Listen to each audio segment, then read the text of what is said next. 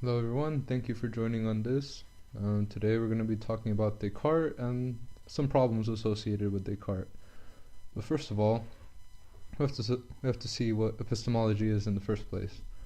So, epistemology, according to the Encyclopedia Britannica, is the philosophical study of nature, origin, and limits of human knowledge. Like all other branches of philosophy, epistemology begins with a sort of wonder or amazement of the world around us. In this case, a wonder or amazement about the nature of knowledge itself. Epistemology concerns itself in particular with the study of the knowledge of the external world, namely, how it is that we know the external world, how it is that we can be sure of the external world, especially in light of many illusions and tricks that affect our senses. Epistemology also concerns itself with the issue of the existence of other minds. It is commonly held that scientific investigation can reveal all, but still the subjective experience that others feel seems to be out of grasp of science. Now, one such philosopher that was captivated with the nature of knowledge was René Descartes. Born in 1596 in France, he was educated in a Jesuit school, in the school of thought of the scholastics, so like St. Thomas, Aquinas, and company. Despite this education, he continued to be restless. Especially after his travels, he saw how many disputes and doubts and uncertainties plagued the world of philosophy. So he began to wonder of whether there could be a way of finding certainty in the midst of so many opposing views and doubts. He then set off to establish his own school of thought, his own philosophy from scratch that would eventually make him known as the father of modern philosophy. Whether or not his school of thought is actually useful is something we're going to explore today. Now, to begin his venture into the nature of knowledge, Descartes took a remarkable approach. He sought to embrace doubt and absolutely destroy everything that he thought he knew for the sake of building up something new. In his own words, he realized that it was necessary, once in the course of my life, to demolish everything completely and start again right from the foundations. At first, this approach may seem a little counterintuitive, or at the very least to be a naive or extreme skepticism, but in reality, Descartes did not seek to doubt everything, just for the sake of doubting, but for the sake of finding certainty. His skepticism is methodological. By doubting each and every one of his previously held beliefs, he sought to find which ones are really true and which ones are not. If one belief did not hold its truth in the face of doubt, then it should be thrown out, and the next be examined. All with the overall goal of finding a sort of Archimedean point on which all knowledge can be firmly established. Otherwise, beliefs that are not true will remain and they'll be believed in blindly. Now, instead of doubting each and every last one of his beliefs, a sort of really tedious process of saying, I believe in cheetahs. Can that be doubted? Yes. Alright. I believe in lions. Can that be doubted? And so on and so forth. Instead of doing this, he grouped all of his beliefs in a few nicely wrapped bundles. The first of which was the category of sense perceptions in general. Under this category can be included the vast majority of things that we can perceive and we can experience. And those perceived and experiencings include even now that, like you listening to this presentation. I can see a computer screen, I can see a sky. I have seen in the past that there are dogs and cats, and coffee and aromas and sounds, and anything else that has been experienced. While all of these perceptions you typically never question them, and in fact, the person who doubts them seems absolutely insane to everybody else. Descartes felt that they can in fact be doubted.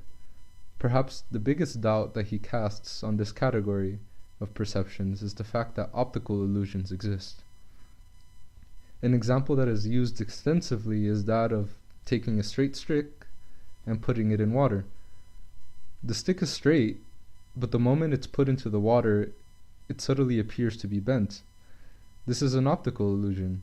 And instead of being just a cool or interesting thing to Descartes, he took it seriously, and he notes that in these cases the senses are deceiving us into believing something that's not really there, or something that's not really happening. And for that reason the senses cannot be relied upon, since, in his own words, it is prudent never to trust completely those who have deceived us even once. So now regular everyday sense perceptions are out the window, because methodological doubt has shown us that they are fully capable of deceiving us. So the next category that we'll test with doubt is that of vivid sense perceptions. And under this category, though it may seem at first similar to the last, we find the immediate sense perceptions that we experience. Not just that I have seen a cat before, but the fact that I am now, at this moment, perceiving a cat. I am right now, at this moment, speaking into a microphone. You are right now, at this moment, sitting down, listening to my presentation, feeling cold, feeling pain, and so on and so forth. So how can such immediate and present sensations possibly be doubted? How can you tell me that I am not right now currently breathing and smelling the air that I am breathing?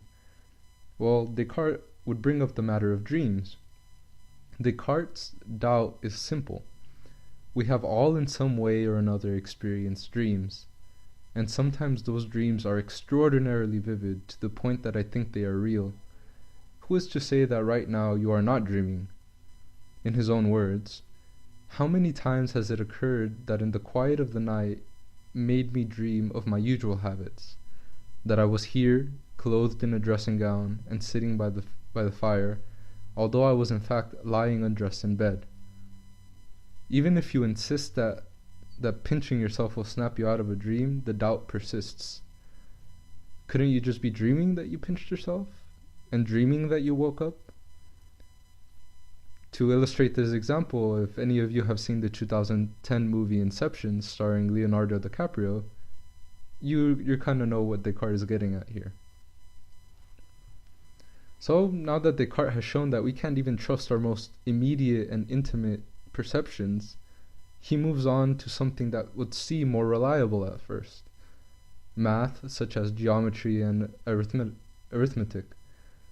The reason this seems more reliable is that regardless of whether or not you are in a dream or awake, mathematical demonstrations are always the same. Whether you are in a dream or awake, 2 plus 2 will continue to equal 4. And whether you are awake or in a dream, a square will continue to have 4 sides, and a triangle will continue to have 3. It seems absolutely unreasonable to doubt that at least these things hold true. However, Descartes still finds a way to doubt even these so-called absolute truths. Descartes brings up the point that he can imagine that there is an immensely powerful being, an extremely powerful being such as God, that can possibly put false beliefs into his mind. In other words, maybe there's a God that's deceiving Descartes by making him believe that 2 plus 2 is equal to 4, when in reality it's actually 5. Or that God could have put the idea of a square being an object with 4 sides, when in reality it's really only has 3 sides. While this doubt is not so immediate as the doubts for the previous 2 sections, Descartes here is trying to make the point that it's reasonably possible that the entire world that we live in can be an illusion, and even that our most fundamental beliefs and so-called truths that we hold in such high esteem are actually just illusions, more false knowledge. At this point, everything seems a bit hopeless. Almost everything that human experience can touch can be doubted, and has a reasonable possibility of being false. So where's the certainty that Descartes was looking for all along? There still remains one last point that can be put up to the scrutiny of doubt. It is necessary here to doubt itself. What Descartes means by this is that this entire time everything is being doubted except for the act of doubting itself. When we doubt the statement, I am doubting, it seems to reaffirm itself. This is the Archimedean point that Descartes was looking for, a belief that withstands the test of doubt.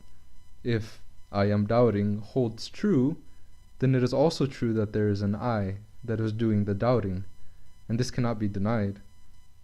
Well, subtly, Descartes has found a way to avoid complete skepticism.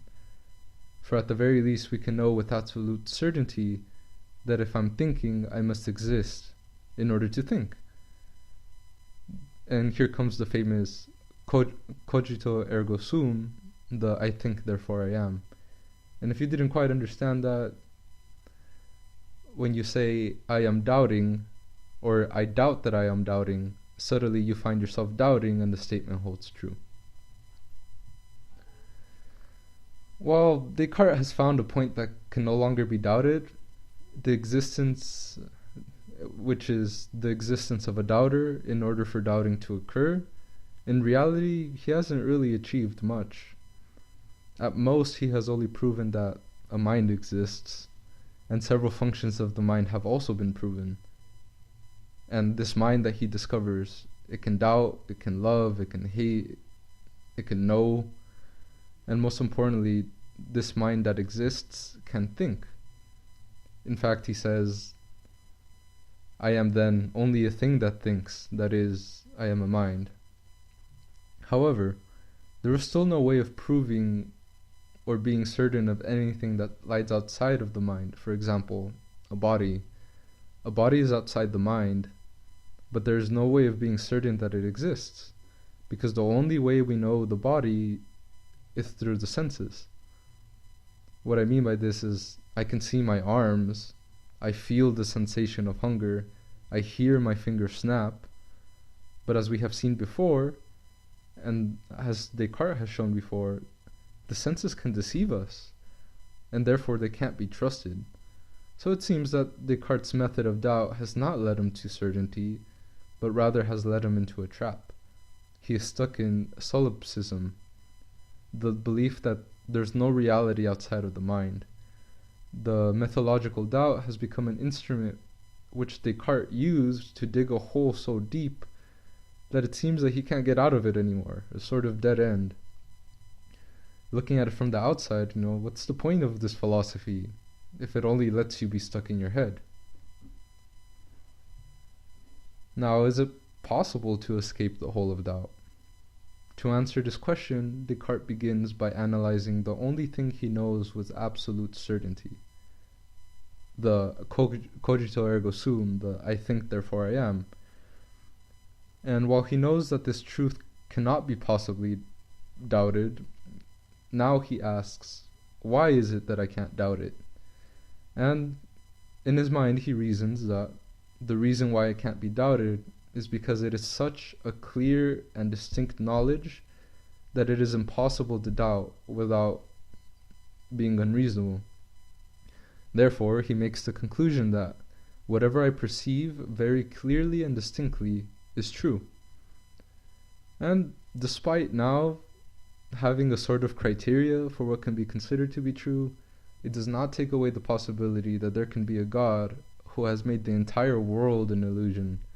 It's impossible to move any further without first determining whether there's a God, or whether this God is capable of deceiving me or not. So Descartes does just this. He moves on to, through a few proofs, establish that a God does in fact exist. To explain this briefly, Descartes proves the existence of God somewhat like this. He says that a thing cannot just appear out of nowhere, and these things that are effects, they must have a cause, because they can't just poof out of nowhere. So here, even the mind itself must have a cause. And the cause must have as much reality in itself as is in its cause.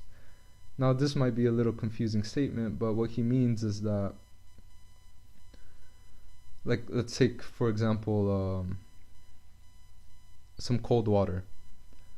Cold water cannot become hot water, or hot water can't become hot without there being a thing that already has the reality of being hot to make the cold water hot. Cold water cannot be made hot by something that's cold because it doesn't have the reality of being hot within it. So in essence, the the the cause must have something to give to the effect. So then my idea of God, so moving on, my idea of God, which is clear and distinct and therefore can be trusted, as we see before, is one of those effects that was caused by something, my idea of God. Now, the idea of God is infinite and perfect, but I don't have the reality of being infinite and perfect because I am finite and imperfect. So I cannot be the cause of such an idea. Therefore, there must be an infinite and perfect God who has the reality of being infinite and perfect, who can create the idea of an infinite and perfect God. So using this proof, Descartes then accepts that an infinite and perfect God exists. He then reasons that a perfect God must be perfectly good as well, and a perfectly good God cannot deceive me, otherwise he would not be perfect. With the existence of a good and perfect God who cannot deceive, Descartes can now be sure that he can trust anything that is clear and distinct to be true. Because if God can be trusted because he's good, then there's no possibility of the world being an illusion after all. Now, before we move on, I would like to point out something that is really, really strange about what Descartes does. It's just so strange, and Descartes does something really uncharacteristic of his system of philosophy up until this point. Now, in the previous proof of the existence of God, Descartes bases his claims on a few statements that he presupposes to be true. But he presupposes them to be true without really subjecting them to the same degree of doubt as the other beliefs have until now. Every belief up to this point has been put under doubt and has been, like sense perceptions and vivid sense perceptions, has been thrown out because it could be doubted, but these beliefs don't even seem to get that test. And the main claim that he presupposes to be true is the claim that something cannot be derived from nothing, and thus all effects must have a cause. However, if we simply use Descartes' own system of doubt, how can we really be sure that this belief holds true? I mean, why does every effect necessarily have to be caused by something else? Why can't something just emerge from nothing? Is there really such a thing as effects in the first place? Can things just be there? Does the mind necessarily have to be caused? Can it not have just been there from the start? And we can think of many, many objections or doubts to this fact. But Descartes responds to this simply by saying that this is just one of those things that are taught by the light of nature. And what he means here by the light of nature is that it's just one of those self-evident truths that are so clear to us that we cannot possibly doubt them. And he claims that this light of truth is also different from the natural impulses that we have that lead us into false beliefs. It's different from our ignorance that leads us to believe something without testing it. How is it then that we can know that the light of reason even exists? Like, isn't it possible that it just can't exist? Or if it exists, how would we even know that we are guided by it? Like, how can we differentiate between the natural light and our natural impulses? Descartes seems to just respond to this along the lines that it is simply a case that it is true. And things continue to get stranger here because Descartes has absolutely no problem whatsoever doubting such a clear thing to us as 2 + 2 = 4, doubting it with the idea that maybe it's just some elaborate trick or illusion made by a god or an evil spirit to trick human beings. But at the same time, Descartes has absolutely no problem whatsoever with accepting the belief that there must be at least as much reality in the total efficient cause as in the effect. Again, how can we, if we subject this to the same criticism or method of doubt that Descartes has been using up until this point, how can we really know that this is the case? Why can't it just be another one of those elaborate lies that has been made by God or an evil spirit to trick us?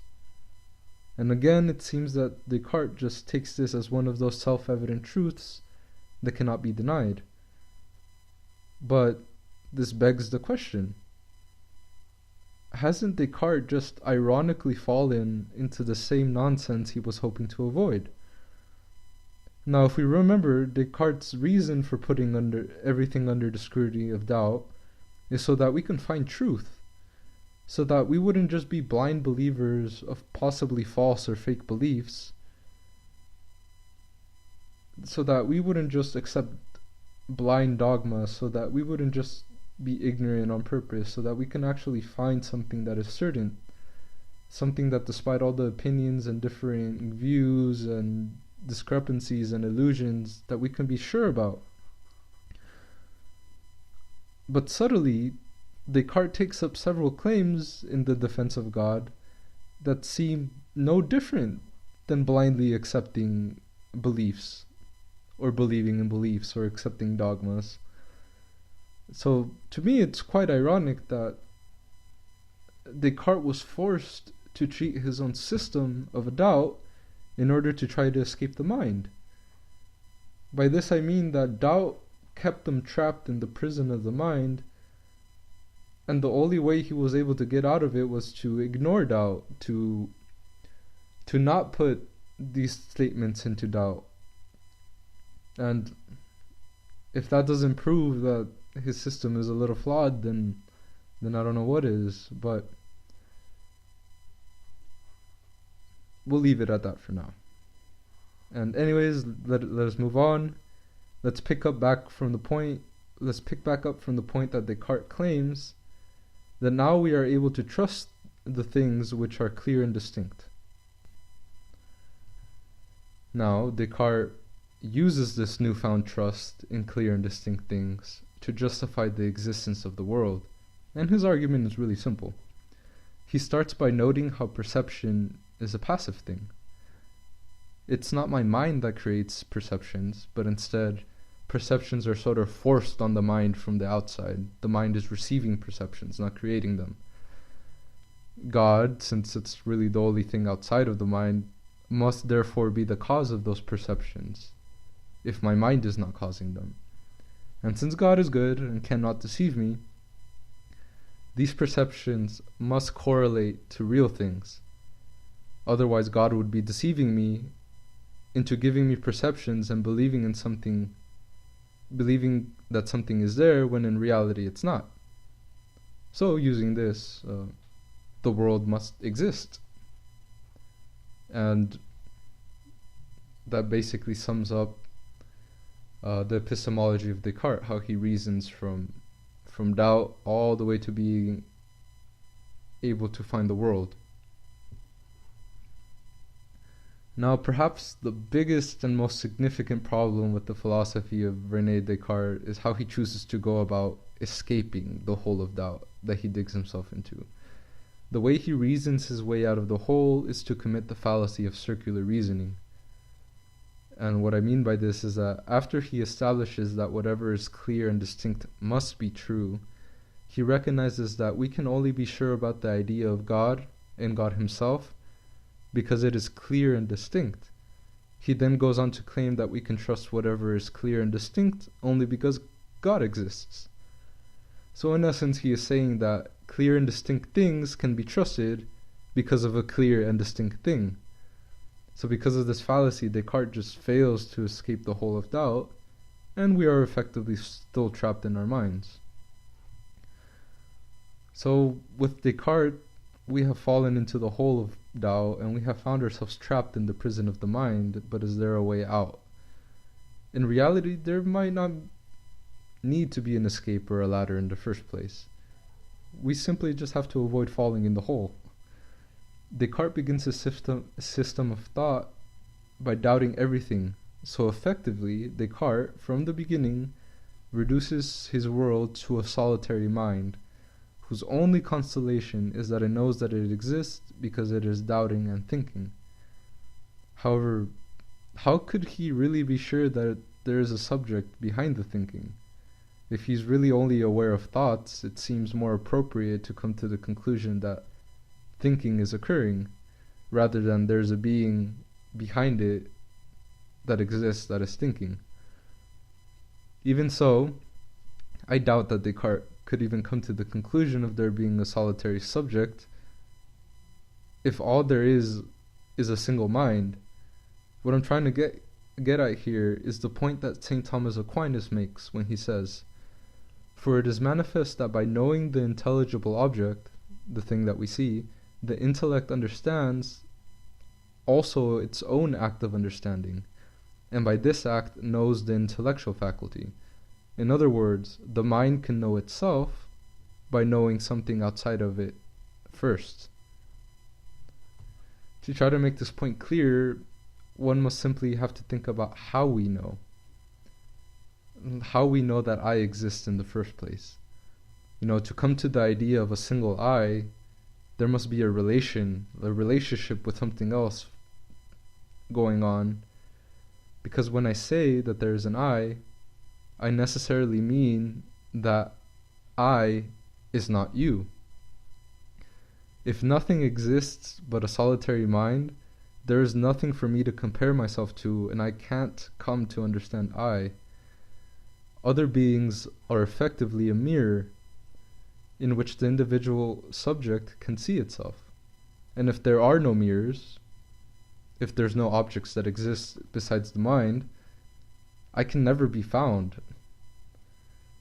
We see this in the act of thinking itself. Can you really imagine a thought that consists of absolutely nothing? It's impossible. Thinking presupposes that there is something to think about, and doubting presupposes that there is something to doubt about, and loving presupposes that there is something to love. If we were only a mind that exists on its own, it would be impossible to think or doubt, and much less know itself, because there would be nothing to think about. There would be no mirror for it to see itself. And for this reason, Descartes' system of thought fails. He's stuck in his mind. So, in conclusion, Descartes begins his philosophy with the image of a solitary mind, in which it is quite possible that nothing outside of itself can exist. From the start, this is a doomed system of thought. If only the mind exists, and nothing outside of itself exists, then the mind can come to know absolutely nothing, for there is no objects in order for it to think about, or doubt about, or love, or hate, or have knowledge about. And if there is no doubting, or thinking, or anything, then it's impossible for Descartes to make the claim, "I think, therefore I am." It is impossible for a solitary mind to come to know itself if there is no other being for it to be able to distinguish itself from. If there is no thing to call you, it's simply impossible to come to the idea of I. Instead, it's best to simply avoid the hole that Descartes digs himself into, by recognizing that the mind is not a solitary thing, but instead the person is a being that exists among other beings, which themselves exists. In this way, the individual uses the other real beings as a mirror, so that the individual can see it himself. Because when you see your computer in front of you, you say, "It's that computer. That computer is not me." So there must be a me that's seeing the computer, if that makes any sense. And from this point, we can build up knowledge. Well, that's all I have for today. Thank you guys all for listening, and I wish you guys a holy Advent and a blessed Christmas.